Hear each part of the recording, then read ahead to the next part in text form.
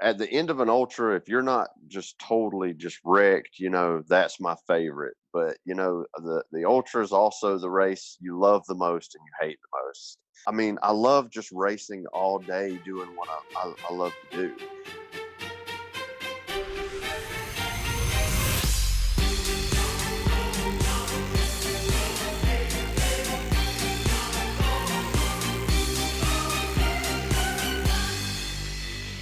Man of Mastery podcast episode 36. Happy New Year, guys. This week we have the 2019 Spartan Race After Action review, as well as a look ahead to the upcoming Spartan 2020 season. Welcome back to the show where we are exploring actionable ways to restructure our mindset and compound common actions into remarkable results. The mission here is to learn from the success and failures of men and women applying this concept of mastery and its lifelong journey to many different areas of life. So as you think about goals for 2020 and really accelerating into the new year, here's a reminder about an event coming up in June called Relentless MV. This is something we heard about from Laval St. Germain and Patrick Sweeney, the fear guru. John Kane and his team at Relentless MV put on this event for people who are really dedicated to the pursuit of self-improvement and growth, right up our alley. The other thing that sounds pretty interesting about this one is it's a little different, maybe growth context to what I've done this year and what I've talked about pretty often. This one's set in Martha's Vineyard, so this isn't rolling around in the mud in an overnight boot camp. This is an intimate setting to learn from some of the most inspiring minds in the world, and then kick back in the evening with a dinner reception. So as far as I know, Patrick Sweeney is on tap to be there again this year, perhaps Laval again. And John and the Relentless team have just announced Ryan Holiday as a keynote for 2020. You may know Ryan as the author of Ego is the Enemy, Obstacle is the Way, and his latest Stillness is the Key. John and the Relentless MV team organized a 20% group discount for Man of Mastery as a community, friends, family, anybody who wants to take advantage of that. Just get in touch with them at relentlessmv.com. With Ryan Holiday added as a keynote, this one's sure to sell out.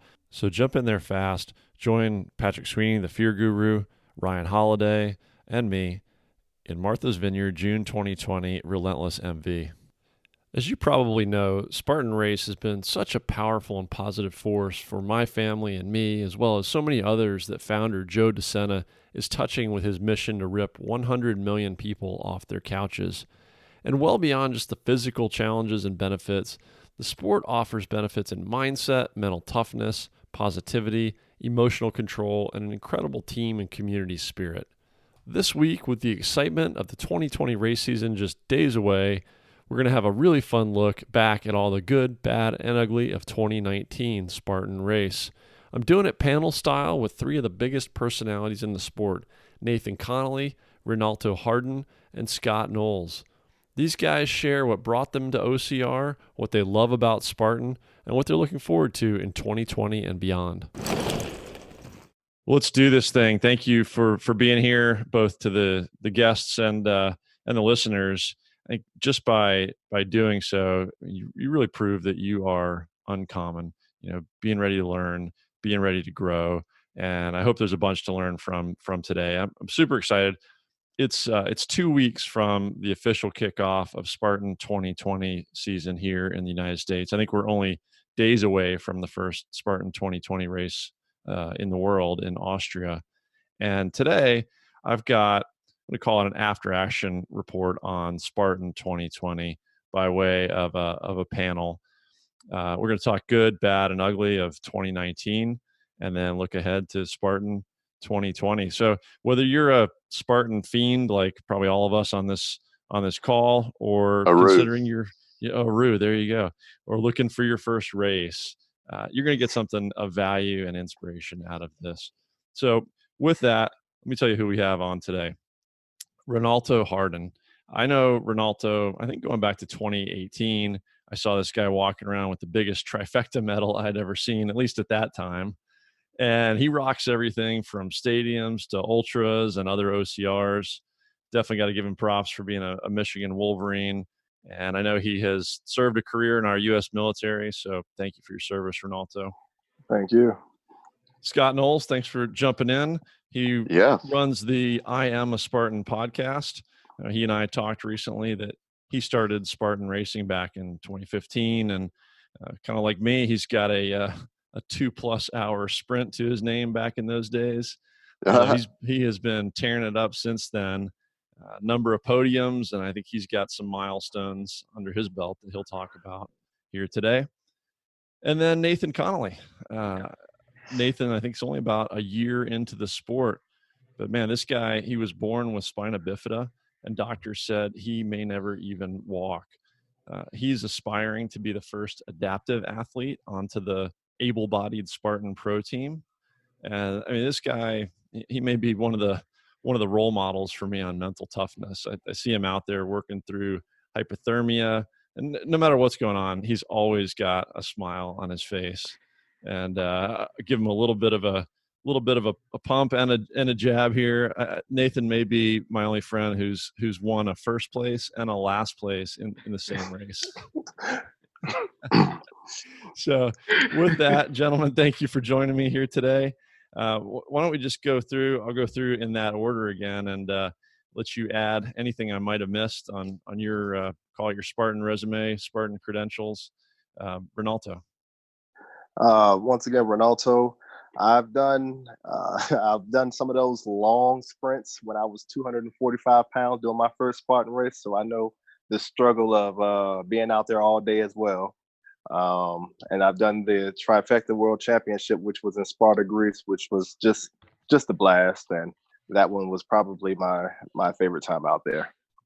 Yeah, and I've done it, represented the Army, and I'm still in the Army as I retire in a few months.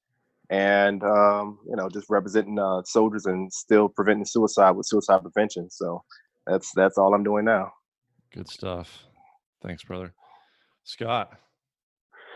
Yeah, so it all started with me. Had some friends at work. I was already running 5Ks and stuff, and some friends at work were like, "Hey, we're going to do this Spartan race," and and I'd already knew about what a Spartan race was. You go out, you get muddy, you do burpees, and do obstacles. And I was thinking, man, I really don't want to go out there and trash a bunch of good running gear. But I figured, they're asking me to do it. I said, I'll do it this one time.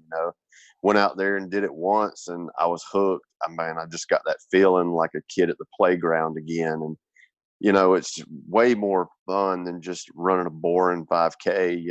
And you just get such a rush from it. And I ended up getting a triple trifecta the first year I started doing the racing. I totally drank all the Kool-Aid. And I think probably a year and a half after that, I started listening to other obstacle course podcasts. And I figured, I'm going to try to do this in my own redneck kind of way. And, so I just do it at my own leisure. I don't put out a lot of episodes, maybe one a month, but it's just something I do for fun. I don't want it to turn into a job, but I've really enjoyed it. And the sport has really took me to places I probably wouldn't have traveled otherwise. And man, I just looking forward to another year of it and trying to do it without hurting my body too much. I know that story.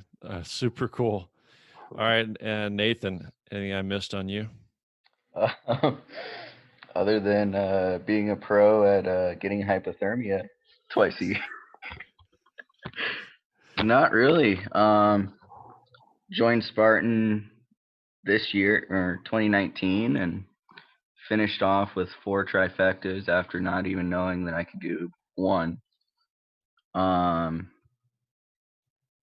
Yeah, you really covered everything with me. I'm just looking forward to my goal of 10 trifectas this year. Awesome. Wow. And then I'm registered for 4 ultras currently. So that's looking going forward big, to that. man. Yeah. Well, I'll tell you what, let's do something fun here to get us rolling, break the ice a little bit, and pick up the pace with a few quick kind of rapid fire questions. So I'll start back through this with you, Nathan, since you mentioned your goal for 2019 on the 10 trifectas, 4 ultras. What are you up to now, just in total on race count overall, trifecta count, whatever you're tracking? As of today, Yeah. trifecta count? Yeah. Oh, 4. Okay. Got it. And then, or no, I'm sorry, 5 because, well, all time 5 because of the crossover with 2019, 2020. Yep. Right. Yeah. And Scott, you got some big numbers, man.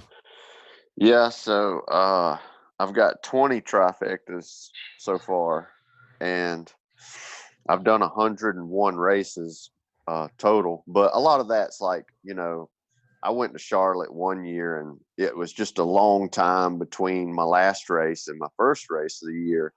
And I was getting ready for an ultra at the end of that month, and I hadn't done a lot of long runs. So I did like 4 laps of a sprint in one day at Charlotte. So a lot of this is multi-lap stuff. Gotcha. Yeah, I think I looked up some of your time and results, and yeah, so I wanted to ask you about that. I know that when you run multiple laps, it doesn't necessarily count for the trifectas. Nope. But if I look at your time, I'll see like 2 sprints in a day. Is that rerunning a lap, or is that running age group and then running an open category? Like, are you paying for both, or you're paying for the lap rerun?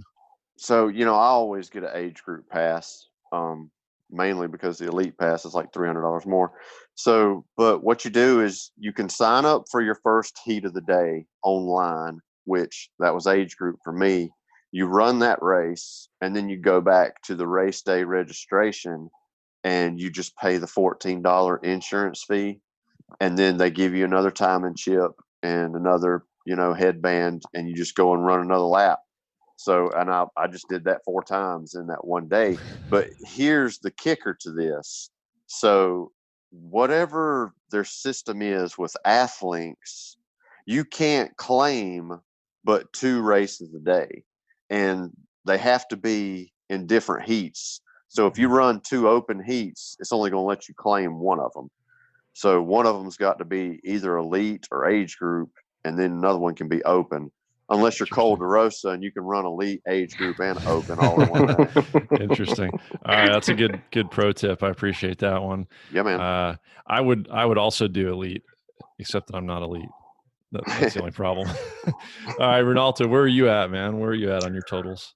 Total is 2021. For some reason, my Lebec Ultra isn't showing up. So as of right now, it's 20 on the system. But I know I did a Lebec Ultra because my body's still paying for it today.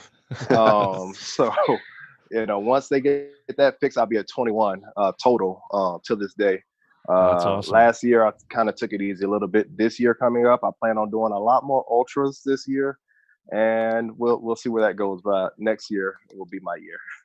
Yeah, I know you fought through some injuries, and you keep it rolling. Next time you go back to Sparta, you may end up on the wall of fame that they're creating over there. That's Hall the of goal. Fame. That's amazing. Well, speaking of Greece, and we'll roll back through the group here. Renalto, what's your favorite venue, and what's your favorite race distance? Hands down, has to be Sparta, Greece. The venue, the community, the local community, they were so supportive. The little children out there, if they wasn't trying to take your headband, not your headband, but your wristbands, they were giving you oranges as you were running along the course, up the mountains. So it was just amazing. The community was great, and the food was outstanding as well. So my favorite of all would be the Sparta World Championship. So that was pretty fun. And the second question you asked? Your favorite race distance or format? I would have to go with the Beast. The third, no, actually not 13. The Beast in Sparta was, I think it was 17 or 18 miles. It was hard, it was challenging, and I wasn't prepared for it. And sometimes when I'm out there racing and I don't know what's to come or what to expect, I like that the most because, a lot of times you can do a venue and you know exactly what's coming up. So sometimes it's not as challenging, but the Sparta Beast, it was 17, 18 miles, and it was brutal, but I loved it. So it was brutal. And they got those different obstacles in Europe too. So there was some fun stuff that I hadn't seen before. Definitely the balance as well. Oh, the balance. How about you, Scott? You got a favorite place to race and favorite distance? I would say I love the ultra distance. I mean, I hate the way, at the end of an ultra, if you're not just totally just wrecked, that's my favorite. But the ultra is also the race you love the most and you hate the most.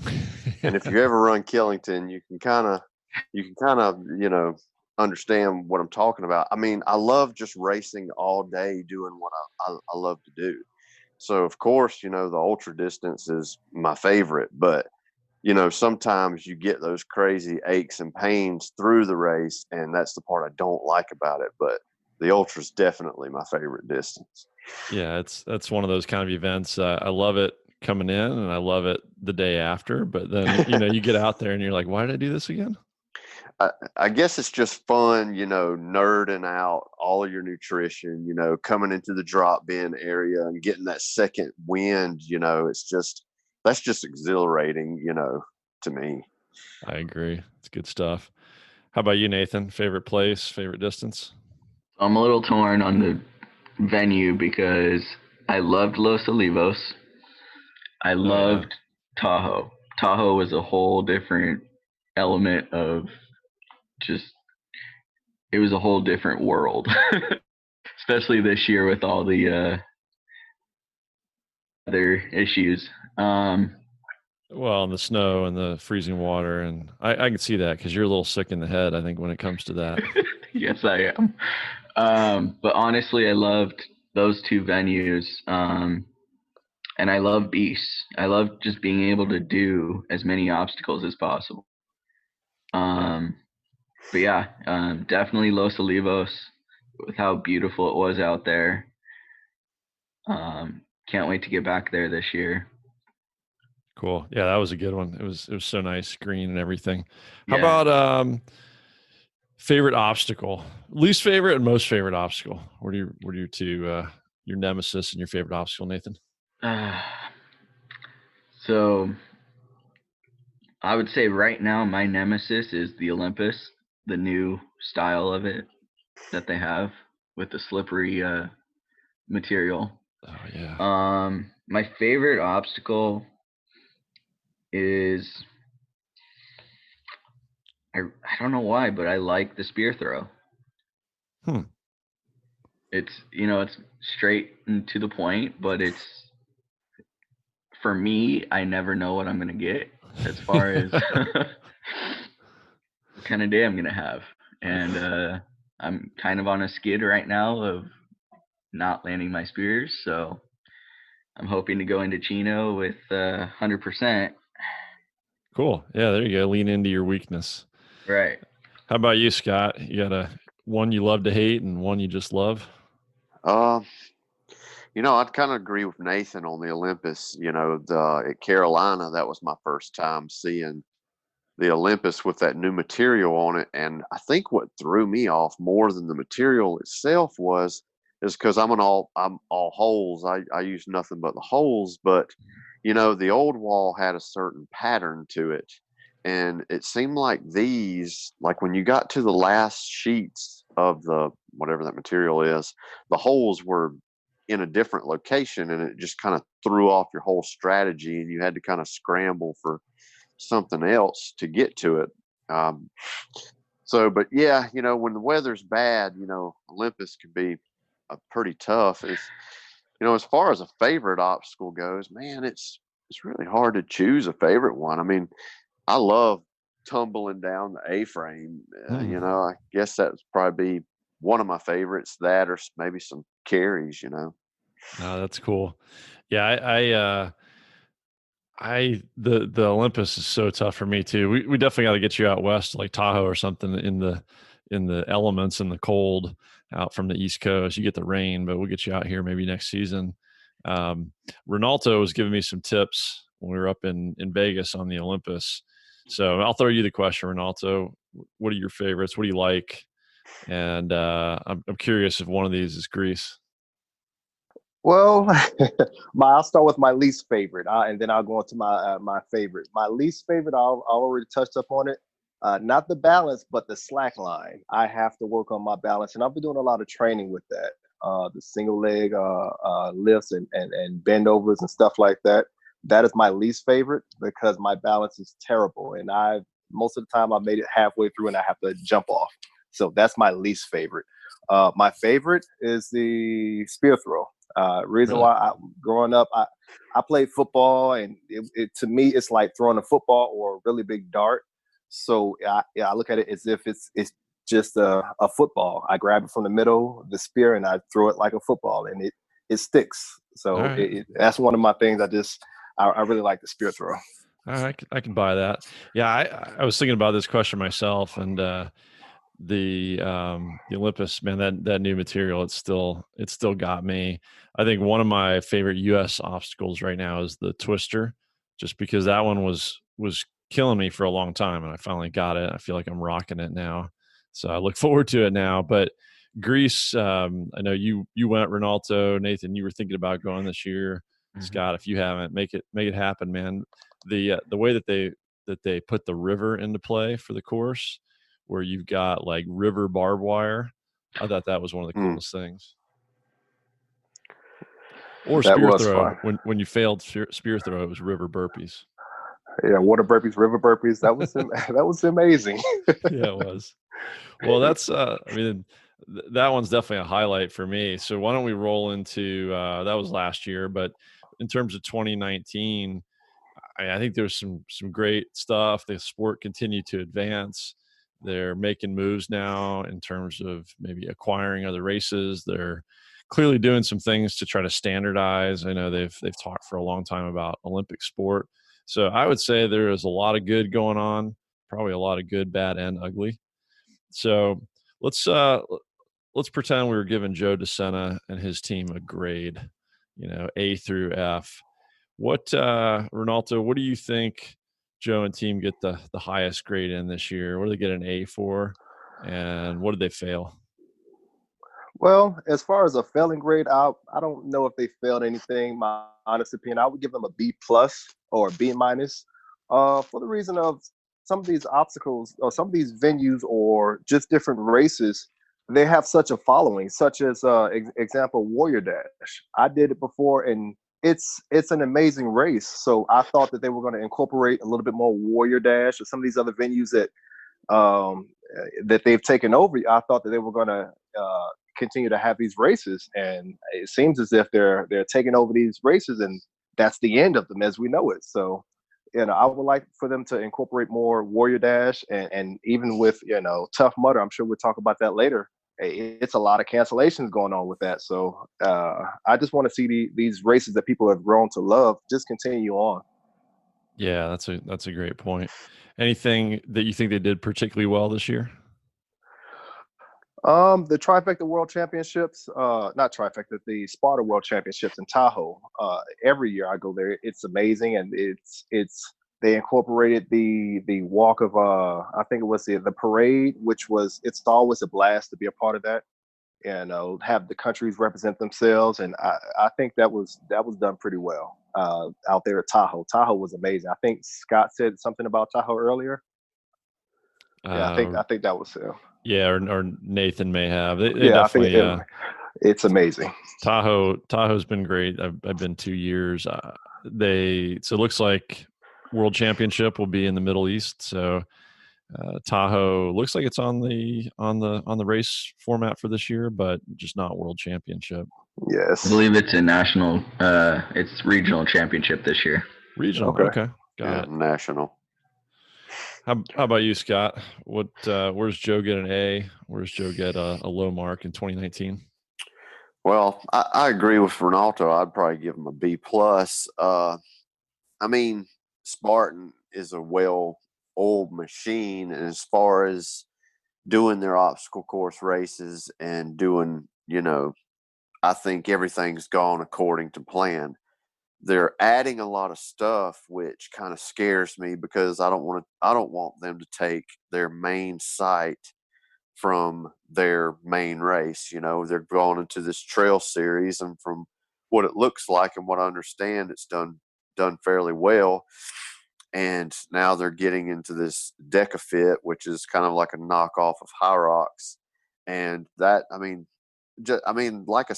never done a stadium, I mean, I'm a trail guy, so the OCRs that are in the trails, those really appeal to me more than stadium and more than this Deca Fit, which I mean, I'll probably never do one just because it's not my cup of tea. I mean, it just doesn't really appeal me. And I just don't want it to take away from what, the Spartan race is.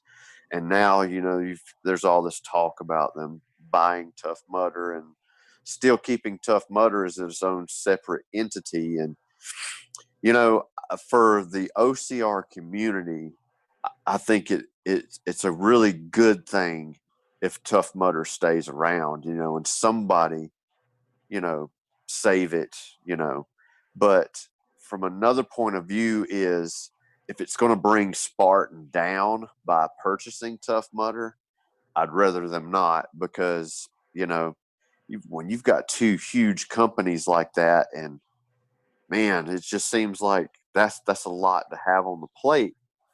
But overall, I think that Spartan has done very well with their races. I'm a little bummed, but I understand why they want the sprint to be their entry level race, and I get that because there is some harder obstacles, and you have that sprint distance for the newbies that are wanting to get into the sport. But and I know that the open heats and the people, the first timers, those are the ones that keep Spartan alive. But shoot, when you're being competitive in a sprint nowadays, I mean, if you're not missing a spear and the weather is pretty nice, there's not really much to fail in a sprint. Right. And I wish that, and this is probably like a controversial topic, but I wish that they would bring the Ultra World Championships to the U.S. For 2020. I think that would be great. Bring something back after they shipped one over. Yeah, that'd be interesting. Yeah, I think see what Nathan has to say. I mean, just my take. I completely agree with the keeping the focus and not diluting the sport. Maybe maintaining some of these other races that that people love, having the diversity to OCR. But I think I'm loving it. I think they're doing great stuff. I'm glad to see them growing, and this mission of ripping people off the couch. I think we're all better physically and mentally and emotionally for having discovered this thing and going out there and doing it and making new friends and all that. But I'm probably far behind all three of you guys in terms of my racing. But if I speak like from my son's perspective a bit, running kids competitive, and that's also growing. They've got huge participation in that side of the sport. But definitely, one of the biggest issues I see with that is, and this, I mean, this translates back to the adults as well, is just rampant cheating.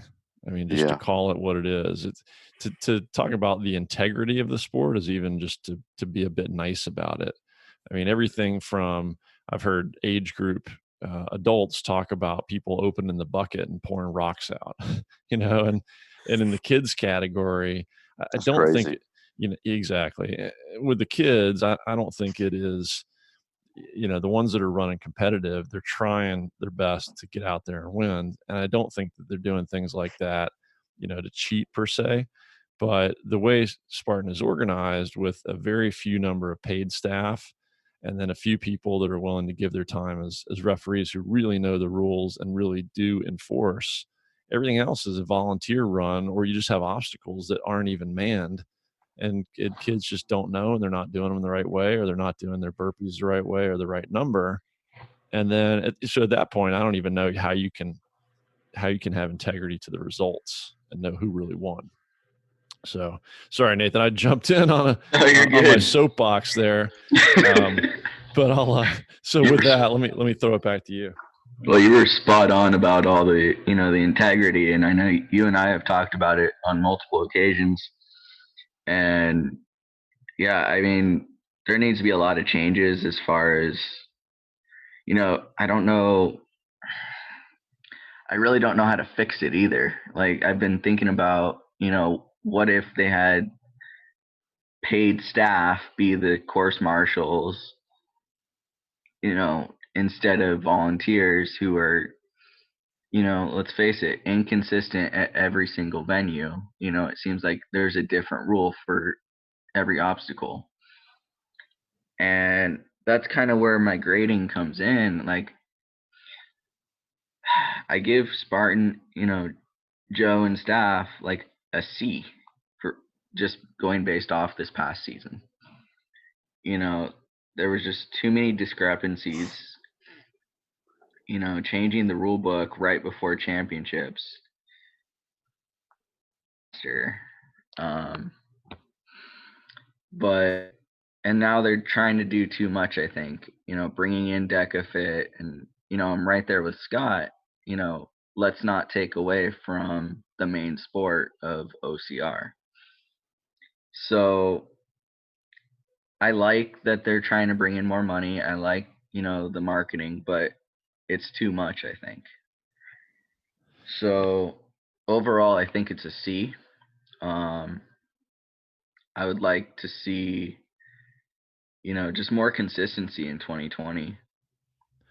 Yeah, I mean, imagine, I don't know if this were an Olympic sport, or imagine this is the NFL Super Bowl, and you had volunteer referees. Like, how would that go down? Or let's say we swap out the refs every quarter, and Exactly. you just can't Right. maintain that consistency. So I mean, I think one of the things I wanted to ask you guys about is some of the changes we got coming up for 2020, and what you'd like to see the most. One of the things we do have coming is the change of sprint to a 5K format, super to 10K. So they're supposedly locking those in. We'll see. I mean, for me, that seems absurdly short for a sprint, and I get the point that it's an entry level race, but if you're still running elites, pros through a 5K course, I mean, what are we talking about, a 20-minute race? Yeah, it's quick. Yeah. So let's roll back through. Nathan, what would you like to see most in 2020, and what do you think about those formats? I'll be honest, I kind of like them. It gives it more consistency, more standardization, but at the same time, I realistically don't see them sticking to exactly 3.1 and 10K and half marathon. I don't see it. It's just not possible unless they're going to really mark the course. And I mean, let's face it, we're going to have elites coming in 15 minutes, 20 minutes at most. And it's a little too fast, in my opinion, that people want to, pay to see and enjoy. But I'm excited to see what they do, and, if it's successful. Yeah, I mean, let's think about Greece again. So when Renalto and I were over there, 2018, I guess it was 3 races in 2 days, sort of the typical Yes. trifecta weekend. And what it looks like for 2019 is they've spread it across 3 days. Yes. So, you're going to travel somewhere and deal with hotel and all this kind of stuff to go run a 3.1 on Friday, right? And then what? So I Yeah. mean, to me, it's, as someone who likes to travel around to these kind of things, I think it's tough when you end up with, like, let's say a sprint super weekend. You go somewhere, take the family out of town, and you get, what, maybe a total of an hour of racing. Yeah. Or maybe I don't know. I kind of almost wish there were. I like the standardization. It goes along with my integrity point. I like getting more people into the sport. That's just, yeah, good all around. I just feel like it's opened a big gap between super and beast. Maybe there needs to be something in between. It's like a 15K or something like that. Be nice. What do you think, Scott? You like it? You're so fast, dude. You're going to run these things in 20 minutes. Well, I doubt that. I mean, I don't really have a problem with it. I think that, and they've got this thing where they're calling the Spartan Max too, where certain races they're going to use these helmet icons, or the Spartan helmet icons, and there'll be 1, 2, and 3 of them. And if there's 3 of them, it's going to mean it's a harder course. Like, and I assume like Killington and Palmerton would probably be like a 3 because of the elevation there. But it makes me also wonder too if there's going to be extra mileage in the races that are called the max, or or has the highest rating too. But and I mean, I'm glass half full type of guy, so I just figure, shoot, it's a lot easier to run 2 supers in a day if they're only 6 miles. There you go. So I haven't been on the multi-lap program yet, so I like that. I like that. You got to take advantage of that pass, man. That's true. I need to max that out. What's the deal? I'm glad you mentioned the 3 helmets. Is that, I got the concept, I saw it published, but is there somewhere to go look for that as I'm registering for races? I haven't even tried to look and see if it's on any of the races or not. I'm pretty much doing all the same venues for 2020 that I did in 2019, so I know what to expect. So another 100 races. No. That's 100 overall, not in 1 year. It took me 4 years to do that many. Did you guys all see the guy that did the 31 trifectas this year, which was over 100 races in 2019? That's I insane. think Dragos. I think that's his name. I think you're right. Yeah, Dragos. That guy's amazing. What a machine.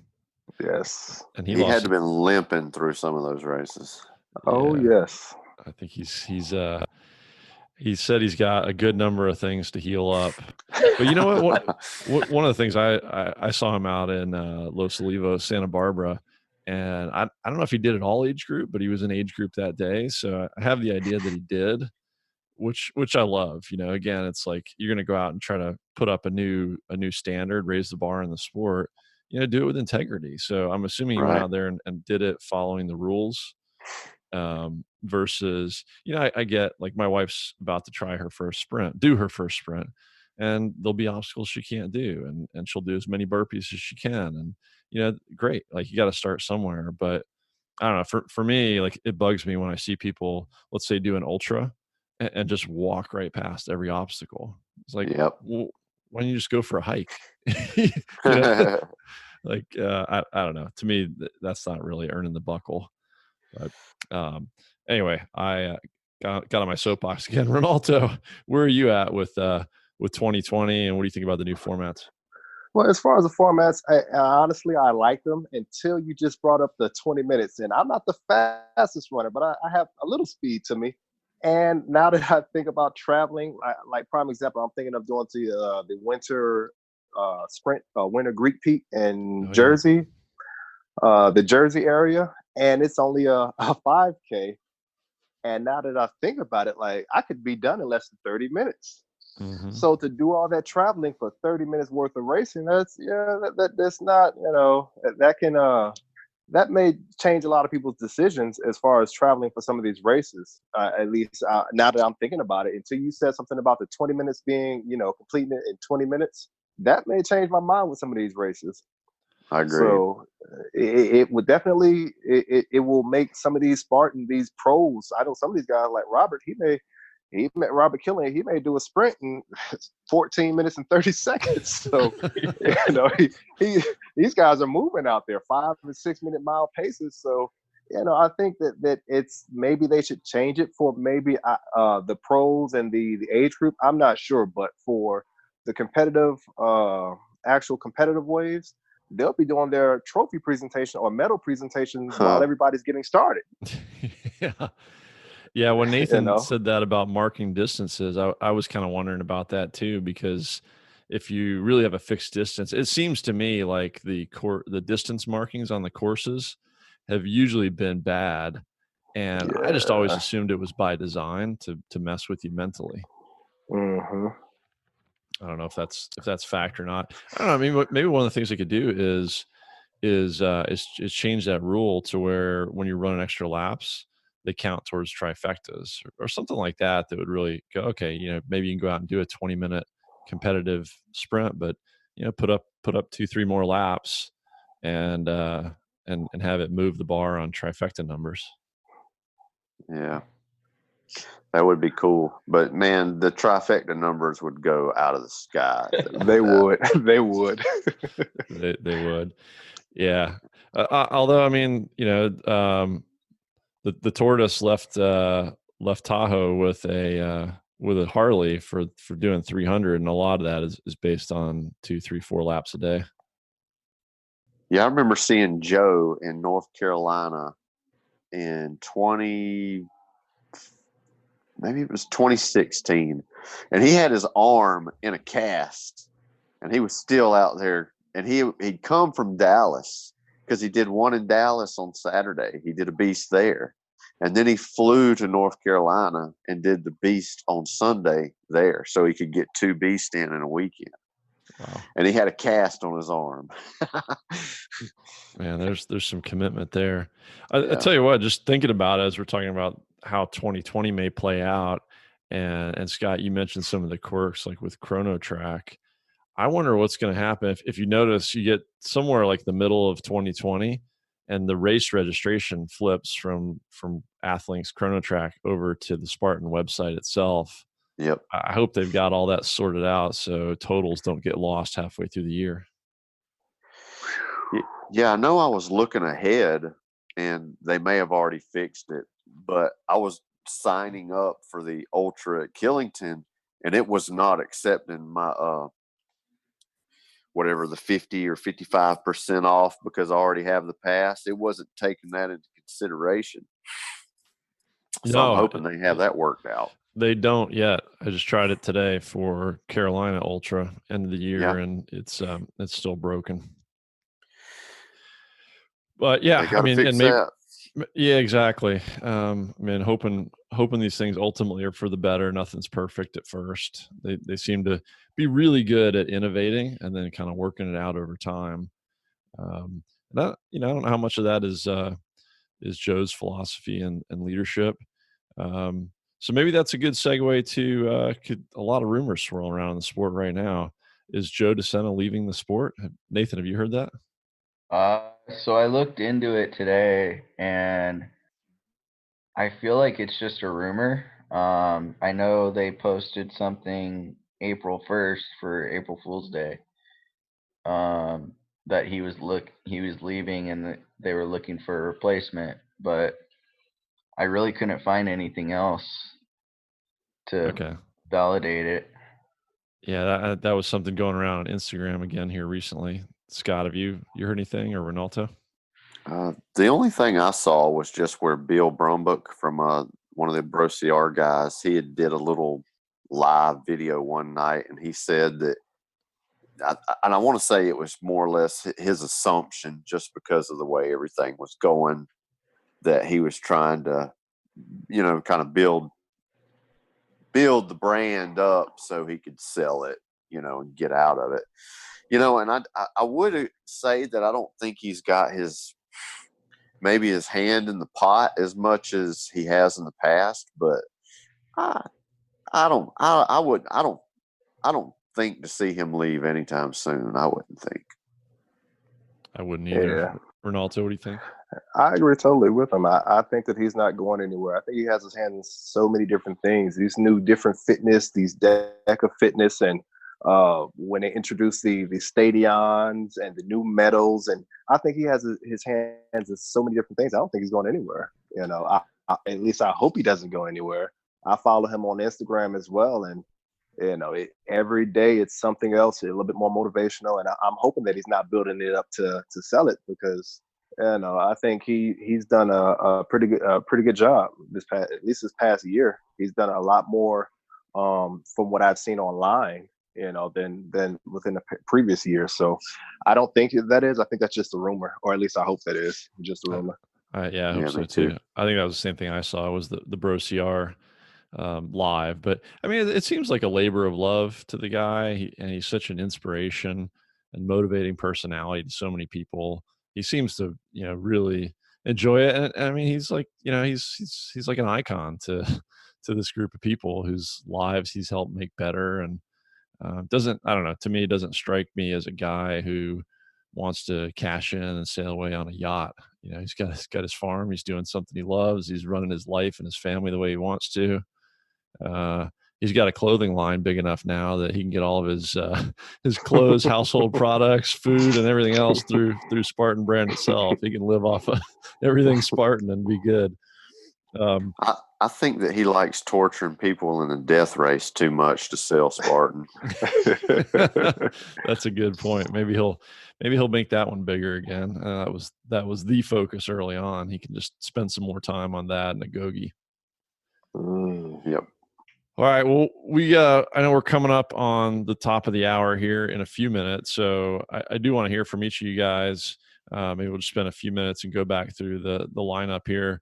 Start with Renalto. What are your biggest plans, goals, whatnot for the race season, whether it's Spartan or otherwise? I know you like some other OCRs too. Love to hear other ones that you'd recommend. That I'd like to try some other ones as well. And what's your 2020 plan? Well, my plan for 2020, as far as Spartan Race, I plan on doing maybe 4 or 5, maybe 6 ultras, and the other races we'll see where that fits in. I do want to go back to Tahoe. I'll be back at Tahoe again.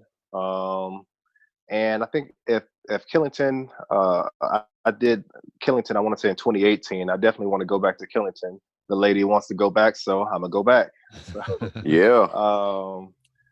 As far as some of the other venues, my favorite other venue outside of Tough Mudder is Savage Race. I did my first one, I want to say in Dallas, and it was amazing. I think those are the closest obstacles to the OCR World Championship that you'll come across. They're a lot more challenging than people give them credit for. And it was some of my best times doing obstacle course racing on the Savage Race. I did the Savage Syndicate and the Blitz. Might be messing the names up, but it's the blue and the green medals. I can't remember the names. One was a Blitz, and the other one was maybe it was just a regular Savage Race. But it's a great race. Great venue. Super cool. I wrote that down. I want to give that a try. How about you, Scott? I know you're out east. Have you done Bone Frog or any other ones you like? Yeah, I've done one Bone Frog, and I've done Savage once. They do a Savage here in Georgia, and they have obstacles that sit out there all year round at the venue they use there. It's actually in Dallas, Georgia, where they do the Savage Race here. And I did it, and it was a good time, and like Renalto said, the obstacles are a lot harder.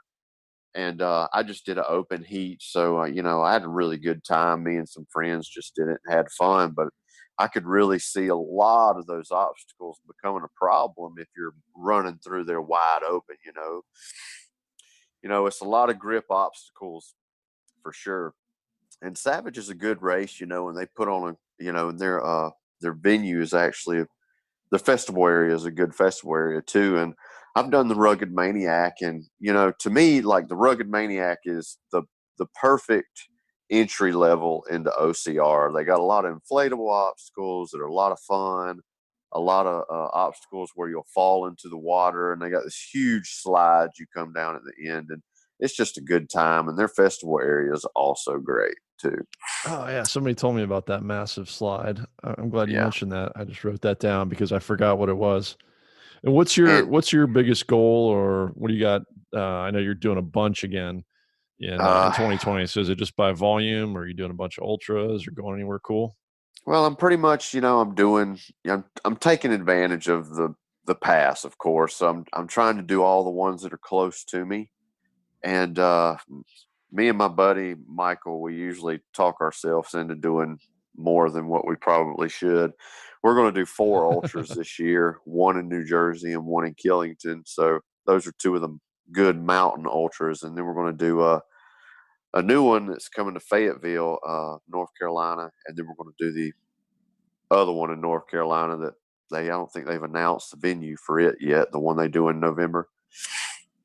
So besides that, we'll probably go to Palmer and go to West Virginia again, because those are great venues. Cool. Yeah, West Virginia looks like a lot of fun. I haven't been out there, but that's on my list for this year. That's a good time.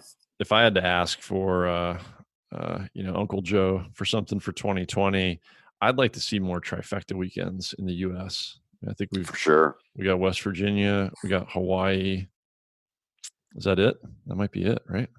I think In that's the it. U.S., I think it is. And there's a ton in Europe. Oh, There's a ton of them. yes. So, how about you, Nathan? What's biggest on the radar for 2020? 2020, I'm going more international as well. So I'm going to be doing 6 races internationally. I'll do 10 trifectas total, 4 ultras. Just try to qualify for death race, do death race in 20. But I'm going to do Rhea Kobel's Slovenia race this year. And then I'll go race Ireland Super as well. Oh, that's Cool. awesome. That sounds awesome. Yeah, I'm just looking forward to a big go back to Laughlin, race in the para championships again. Hopefully not as an individual. Yeah. Hopefully they get you sorted out this year. I have never seen anything like that. I saw your start group of 1 that got released from the corral. Yeah, Tim Frame and I. It was a good time. We were still up there with all the teams and ended up, being a champion of my own heat, which was nice. The only time all year that I got to see all 1s next to my name in Athlinks.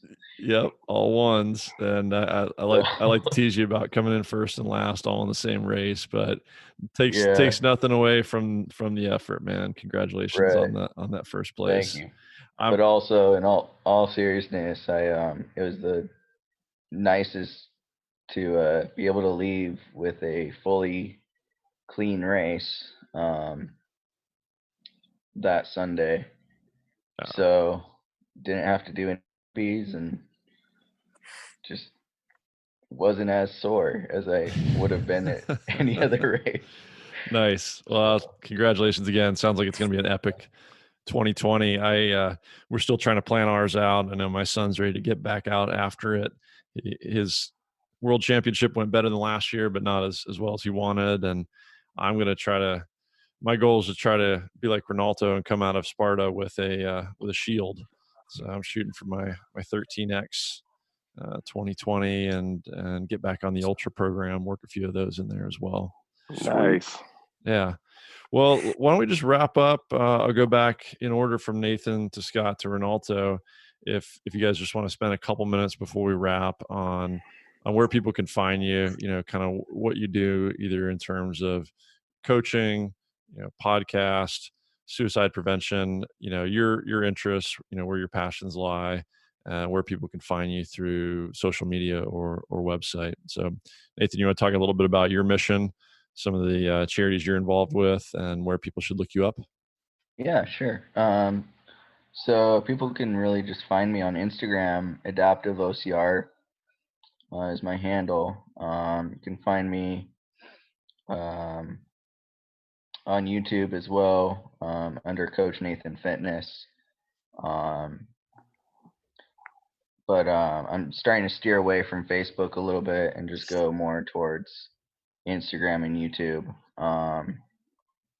But really my goal is to still try to go global with coaching adaptive athletes and just getting those people off the couch and just getting them out there and trying to cut excuses a little bit. Because really anybody can do this sport of OCR, and it's just, it saved my life personally from depression and PTSD and stuff growing up with some other personal issues. But it really just, I'm in the shape of my life because of Spartan, and that's mentally and physically. So if I can just help one person this year, that's my goal. Absolutely. So. Love it. All right, man. Love to hear it. Scott, what do you got going on? Like I said, man, I'm just going out there and trying to enjoy the sport for another year, and hoping for the best, trying to get through these ultras and try to stay injury free. That's the goal. And for anybody out there, that's thinking about doing these races, and I mean, I understand that a lot of people are super competitive at it, but man, just go out there and have fun. Make friends, and if anybody's ever passed me at a race or I pass them, if they can probably say that, yeah, that was a dude that come by me and said, good job, and I don't care how deep the competition and what we're doing. I usually speak to everybody that, as long as I can breathe at the moment, I usually talk to everybody that I see out there on the course. And even when I'm doing an ultra, and to me, the best part at the end of the day is if I run a clean race, I don't care what my place is. I don't care what my time is. I just want to, I just want to do all the obstacles, man, and have a good time. And to me, I just think that's just going out there and doing your best. And to me, that's what it's all about. And yeah, if you want to check out my podcast, it's I'm a Spartan Podcast or OCR Podcast. Got a Facebook page and Instagram. We're on iTunes and Stitcher and most of the ones you can go and listen to. And check me out. And if you ever see me at a race, feel free to come up to me and talk. I love talking to people at the races. It's pretty much the reason why I started a podcast. I live in a small country town in South Georgia where a lot of people don't do this sport. And I just wanted to find another way to talk to people. That's awesome, man. I love the positive attitude and what you're out there doing, just having fun and helping build the community. So I appreciate it. And Renalto, how about you, buddy? Well, first and foremost, as I get ready to transition from military to retirement life, I am really going to take a step forward into my suicide prevention. So I would like to address a number, the National Suicide Prevention Line, which is 1-800-273-8255. Once again, that's 1-800-273-8255. Teaching military vets, that's my passion, and civilians as well. I teach suicide intervention, so I do suicide intervention training, and hopefully we can help some of these military vets and civilians turn away from some of their thoughts that they're having. So that is some of the training that we do. It's one of the training that I do is called Applied Suicide Intervention Skills Training. Some people refer to it as ASSIST. So that's first and foremost. As far as the racing, I plan on doing, like I said, a few more venues, getting in a little bit better shape, some personal training, and just some fitness coaching as well. You can find me on Instagram at OCR_RH. And I do have a Facebook as well, but I interact more through Instagram, and that's OCR_RH. Okay, perfect. Now, kudos on the suicide prevention mission. I know affects so many people, and then the cascading and rippling effects. A friend of a friend, lost him to that here just a day or two ago. So, particularly in the veteran community, it's devastatingly common. I think I was doing part of the Courage Foundation burpees for vets last year, and Mark and his crew are still on track to knock out their 22 million burpees. I think we've got 1.8 more to go, 1.8 million more to go. So my son's on board now. We're doing burpees, similar kind of mission, awareness and suicide prevention in that case, particularly vets with PTS. Next time you're down here in San Diego, definitely get you hooked up with those guys as well. There might be a good crossover, but thank you again for your service as well as the work you're doing with that. I know you got a lot of exciting stuff to come here in retirement. Super envious of what you got going on and excited for what you have next. And Scott, hope we'll get a chance to connect up somewhere mid-country or out east here this coming season. It's yeah, man. Yeah, it's such a cool sport. It's such an incredible community. Having people like you said running along. Great job, brother. Keep it up, Spartan. You got this. Almost there. Helping people over obstacles. I think until you've done one, you just don't realize how uplifting it can be. And Nathan, I think you said it really well. It's incredible what you're doing, what you've personally done, and how you're helping other people through that. But what you said in terms of making you better, not just physically, but better as a person.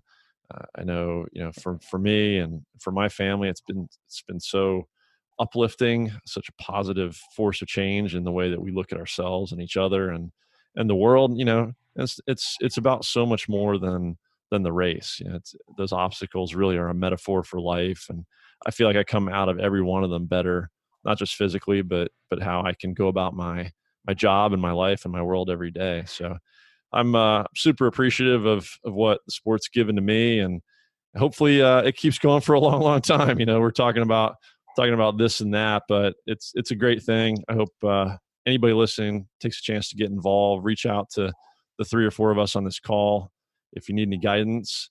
And guys, Renalto, Scott, Nathan, super appreciate your time. This is a lot of fun. Yep. 2020 is going to be a blast. See you guys out there, and maybe we'll do this again at the end of 2020. Definitely. Sounds good to me. Yeah, right, man. Guys. Sounds good. All right. We'll talk soon, and we'll see you out there on the course. Take care. Aru. Take care. Aru. Aru. I'd like to say thank you again to today's panel, Nathan, Renalto, and Scott.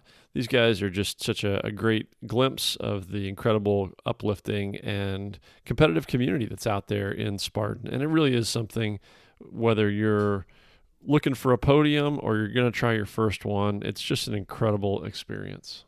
Show notes for this one are up at manofmastery.com/036, where you can find how to get in touch with any of these 3 guys, Nathan, Renalto, and Scott, as well as links to Scott's I Am a Spartan podcast and awareness and prevention information on suicide and the suicide hotline. Also out there on the site, sign up for our weekly email so you don't miss a single episode or other things going on like the discount to Relentless MV. Additional to the email newsletter, hopefully by now you are subscribed to the podcast and follow us on Instagram and Facebook. If you're new and haven't done that yet, please do so. Go out to iTunes, Apple Podcasts, leave a rating. Hopefully we've earned a 5-star rating, and would love to hear a written review if you take a moment to do that as well, please. Wherever you choose to connect with us, I'd love to hear about your BHAGs, your big scary goals that you're setting out for 2020. Hopefully by the time you've heard this, you've had a very, very Merry Christmas or Happy Holidays. Rest, recharge, stay active in the body, quiet in the mind. That's it for this week. Start now for 2020. Take daily, simple actions and carry that momentum right across that January 1 threshold and beyond.